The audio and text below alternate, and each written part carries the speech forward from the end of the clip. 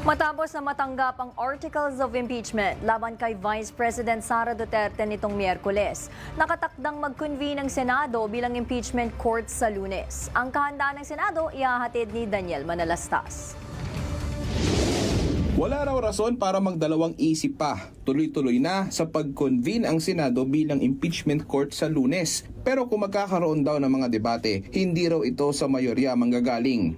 Yung aming present, ang sinasabi, there's no reason why not to convene and take our oaths on Monday. Ngunit sa tanong kung pupunta pa ang prosecution, sabi ni Senate President Alan Peter Cayetano, pwedeng oo, pwedeng hindi. Pero wala na ba talagang magiging debate sa pagko-convene? Ang sagot ni Cayetano, tila may pahaging na may banta sa kanyang liderato. Hindi ko alam sa minority. Pero SP, Diba? I'd like to consult them but I'll only see them on Monday. Medyo busy sila ngayon na try kausapin yung mga miyembro namin na sumali ulit sa kanila. May invitations to talk, may pananakot, but dati na silang takot eh.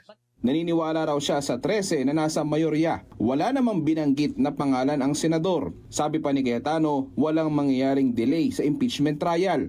Yun daw ang kanilang susundin.